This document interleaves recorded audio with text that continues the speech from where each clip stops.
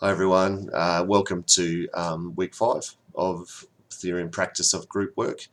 This week we start to move into how groups go through particular stages, and the first stage being formation, which is a particular stage around a new group getting together, finding its identity.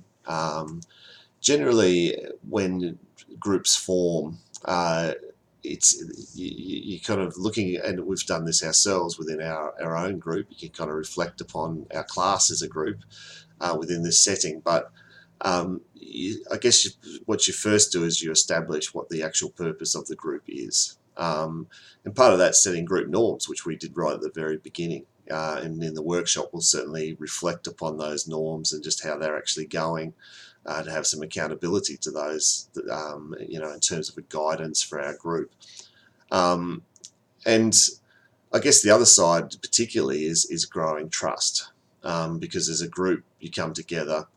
There's all those questions, of self-awareness questions around, what will I say? Will it be valued? Will it be accepted? Do I feel like I belong? All those kind of things. Can I contribute? Do I feel like I'm contributing? And so to build the sense of trust together is a really important thing. And part of that as a leader is actually doing exercises to get to know each other. And those can be quite fun.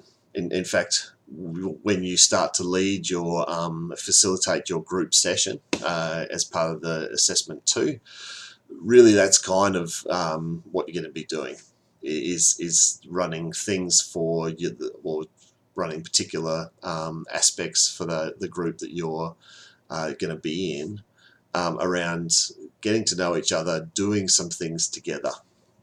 And so that, I guess, part of formation is to bring that sense of trust by creating a sense of common history amongst the group. And interestingly, the other clip I put a couple of clips online for this week. One was with the Remember the Titans going through Tuckman's formation stages, or the storming, norming, etc. But the other one was around the concept of teaming, which I found quite fascinating, in the sense of the woman talking about that particular situation over in Chile, where teams had to form under a lot of pressure and really forming as a team, coming from all different directions. So that teaming, that idea of things on the run, and some of the principles that she mentioned there were particularly what I appreciated. That sense of the situational humility. We don't know everything. And being able to then collaborate and build that sense of trust, because you have to try and problem solve, something that you really don't have a solution for, you don't have all the knowledge of, so you need to work together to work that through. And so part of formation can also be that sense of acknowledging with each other that we don't have all the answers necessarily for whatever we're trying to achieve, but that's why we're actually together. That's why we're kind of coming together as a group. And I find that quite important, again, to go back to some of my past facilitation of parenting groups, for instance. One of the things I state straight up is that, I'm a parent, and I grow and I learn from every time I facilitate a parenting program. I certainly don't have it all together as a parent. I'm not going to stand as an expert or sit as an expert and tell everyone, how to be a parent and judge their capacity or not. But rather, we share the journey as a group. So I come giving some information, and I can sort of talk about things in my own experience, but certainly I'm in the same boat as they are, is that I need to keep learning and growing, and accept the humility that I don't know everything. I make mistakes, and I need to also keep accountable to the stuff I'm talking about. Allows a trust to build in that we're kind of moving together then. Not a sense of, I've got it all the knowledge, and I'll just impart that to them. So it helps in formation.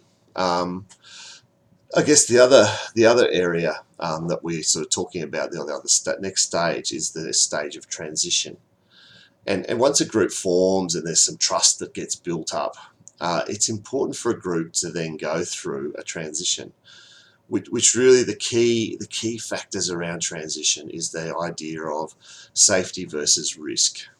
Um, so it's important, particularly at the beginning of a group, to create a sense of safety. That's what the group norms are about. That's why you create that accountability, that trust. People feel like they belong and get a sense of, that they are worthwhile. It's so important. Obviously, who wants to join a group where you feel like you're not participating? You won't last very long at all. But then for a group though to continue to grow and develop, um, it needs to actually go through some kinds of conflict and work through those more hard things and go out into the space of risk. Risk of that will we achieve what we set out to achieve.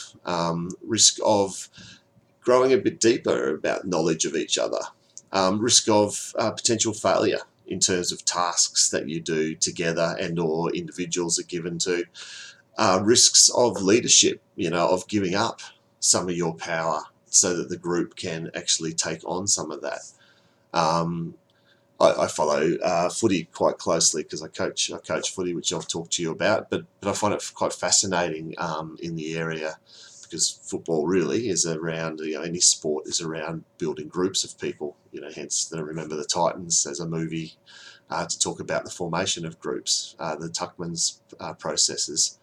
But I find it fascinating, anyway, to get to my point, that a couple of coaches over time who've coached pretty successfully, so Nathan Buckley at Collingwood and Hardwick at Richmond, neither teams that I particularly like, but anyway. But those two coaches actually were almost to the point of getting sacked because they weren't achieving what they were trying to achieve in terms of their groups. That they were underperforming for a number of years, weren't getting to finals and that kind of thing. But they sort of stuck with them. And part of what their transition, both of them talk about, is their transition of leadership was to start to actually trust and give out some of their power to their assistants, their assistant coaches, and to the players themselves. So rather than having a really strict regime that they kind of they held to, which was how they started out apparently, they gave away and invested some of that power in those around them, and that's what led to their success. But both of them actually talk about that and say that that's the success that they had. And so that area of risk is so important, and the area of actually taking on something that's a little bit challenging, not just staying in the safe zone, but yeah, moving through things that can actually challenge and grow. We're going to do an exercise in class tomorrow, which will sort of be a bit of an example of some of ways that you can, I guess, bring on that kind of process of transition. Often it happens naturally because you're trying to achieve something, and it can't happen unless you go through some of that conflict, some of that questioning of leadership. In the survival stuff, that's where the leader is willing to actually give up their position and open it up for people to either re-elect them or not. That's again a risk, but a risk that needs to happen for the group to grow, move ahead, be able to transition into where we go to the next stage, which is the working stage, where we actually do the performing and the hard work that we're setting out to do. So I guess that they're the couple of stages that we're going to have a good look at in the workshop tomorrow. And certainly are covered quite well within the readings and also through the slides that we've got up online at the moment as well. Just the last section, I suppose, to just cover is that there's two key things that I think can be really useful as guides. Well, probably three things, but we've already covered one. Guides within the process when you start moving through those processes. One is obviously the theory that we did start to do last week. Last week.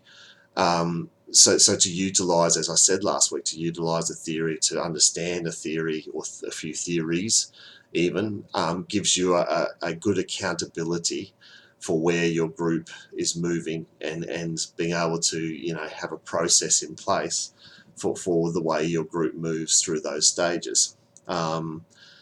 So that's part of the one of the important things. The other one, second one is, and it connects with this, is values. So being really aware of your own values, and I guess aware of your values in terms of being quite transparent with that, and that fits with the theory, obviously, because that fits with values. But yeah, about again, how that guides the way that you want the group to move, but also being aware that your values may get challenged, you know, within that group setting, because people might have other values. So not allowing that to create an unsafe environment, but allowing it to be part of that transitional time. Again, in parenting groups, some people have very different values to me, but rather than brush that under the carpet, and sort of just try and stay safe, to go to the risky point of sort of exploring that. Let's talk about our values. Let's talk about why we hold to these things. Let's discuss it. Let's put it out there, be a bit vulnerable, so that we can potentially move through that and move on to a better stage, or a more productive stage for the group. And the last one, so values, from values is the codes of ethics that we often have for our professions. And I think I've put one up. There's one ethics around the association of group work that I've put up online as well. But ethics, you know, again, a great guideline for the behaviour of groups particularly. Whereas values is more shapes, I guess, culture, and those kind of things. Your code of ethics is really looking at, well what behaviours do I seek to, am I guided within, by these ethics? Just take an example from the Youth Work Code of Ethics, because I've sort of been looking at those a fair bit. Being client-centred, looking for the best case scenario for your client, as opposed to, the other people involved within any situation. So you're not looking for the best outcome necessarily for the parent. You're looking for the young person that you're working with. So that guides, in a group setting, the way that you might run that group, and the behaviours that you're trying to abide by. But that's particularly important when you're going through something that's a bit risky, like the transition stage, because you want to do it in a way that people can grow, and obviously not be crushed. And that's a really important factor. So I might leave it there today. They're the things we're covering, and a few examples of how I've experienced those things. And tomorrow in the workshop, we'll certainly have some time where we can explore those in a very practical way. So we'll see you then. Thanks.